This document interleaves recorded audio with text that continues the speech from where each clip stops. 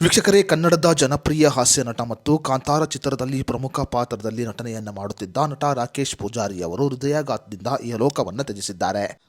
ಇನ್ನು ಕಾಂತಾರ ಚಿತ್ರದಲ್ಲಿ ಪ್ರಮುಖ ಪಾತ್ರದಲ್ಲಿ ನಟನೆಯನ್ನ ಮಾಡುತ್ತಿರುವ ರಾಕೇಶ್ ಪೂಜಾರಿ ಅವರು ಇಹಲೋಕವನ್ನು ತ್ಯಜಿಸಿದ ನಂತರ ನಟ ಮತ್ತು ನಿರ್ದೇಶಕ ರಿಷಬ್ ಶೆಟ್ಟಿ ಅವರ ಮೇಲೆ ಕೆಲವು ಗಂಭೀರ ಆರೋಪಗಳು ಕೇಳಿ ಬರ್ತಾ ಇದೆ.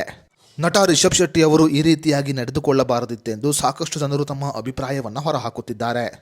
ಹಾಗಾದರೆ ರಾಕೇಶ್ ಪೂಜಾರಿಯವರ ಅಗಲಿಕೆಯ ನಂತರ ನಟ ರಿಷಬ್ ಶೆಟ್ಟಿ ಅವರ ಮೇಲೆ ಕೇಳಿ ಬರುತ್ತಿರುವ ಆರೋಪಗಳು ಏನು ಅನ್ನೋದರ ಬಗ್ಗೆ ಸಂಪೂರ್ಣ ಮಾಹಿತಿ ಇಲ್ಲಿದೆ.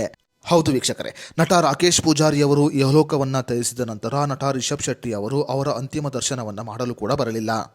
ಅದೇ ರೀತಿಯಲ್ಲಿ ರಾಕೇಶ್ ಪೂಜಾರಿಯವರು ಅಗಲಿ ಹಲವು ಸಮಯಗಳು ಕಳೆದರೂ ಕೂಡ ರಿಷಬ್ ಶೆಟ್ಟಿ ಅವರು ಯಾವ ರೀತಿಯ ಪ್ರತಿಕ್ರಿಯೆಯನ್ನು ಕೂಡ ನೀಡಿರಲಿಲ್ಲ. ಇನ್ನು ರಾಕೇಶ್ ಪೂಜಾರಿಯವರ ಎಲ್ಲ ಅಂತಿಮ ವಿಧಿವಿಧಾನಗಳು ನಡೆದ ನಂತರ ನಟ ರಿಷಬ್ ಶೆಟ್ಟಿ ಅವರು ತಮ್ಮ ಇನ್ಸ್ಟಾಗ್ರಾಮ್ನಲ್ಲಿ ಭಾವುಕದ ಪೋಸ್ಟ್ ಒಂದನ್ನು ಶೇರ್ ಮಾಡಿದ್ದರು.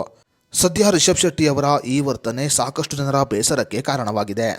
ಕಾಂತಾರ ಚಿತ್ರದಲ್ಲಿ ನಟ ರಾಕೇಶ್ ಪೂಜಾರಿಯವರು ಪ್ರಮುಖ ಪಾತ್ರದಲ್ಲಿ ನಟನೆಯನ್ನ ಮಾಡುತ್ತಿದ್ದಾರೆ.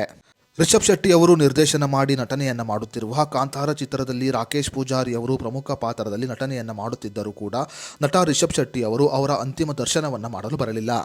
ಇನ್ನು ರಿಷಬ್ ಶೆಟ್ಟಿ ಅವರು ರಾಕೇಶ್ ಪೂಜಾರಿ ಅವರ ಅಂತಿಮ ದರ್ಶನವನ್ನ ಮಾಡಲು ಬಾರದೇ ಇರುವುದು ಸಾಕಷ್ಟು ಜನರ ಬೇಸರಕ್ಕೆ ಕಾರಣವಾಗಿದೆ.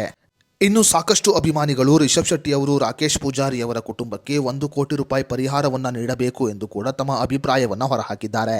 ಜನರು ಈ ರೀತಿಯಲ್ಲಿ ಆರೋಪವನ್ನ ಮಾಡುತ್ತಿದ್ದರೂ ಕೂಡ ರಿಷಬ್ ಶೆಟ್ಟಿ ಅವರು ಇಲ್ಲಿಯ ತನಕ ಯಾವುದೇ ರೀತಿಯ ಉತ್ತರವನ್ನ ನೀಡಿಲ್ಲ. ರಿಷಬ್ ಶೆಟ್ಟಿ ಅವರು ಈ ರೀತಿಯಾಗಿ ನಡೆದುಕೊಂಡಿರುವುದರ ಬಗ್ಗೆ ನಿಮ್ಮ ಅನಿಸಿಕೆ ಅಭಿಪ್ರಾಯವನ್ನು ನಮಗೆ ಕಮೆಂಟ್ ಬಾಕ್ಸ್ನಲ್ಲಿ ತಿಳಿಸಿ.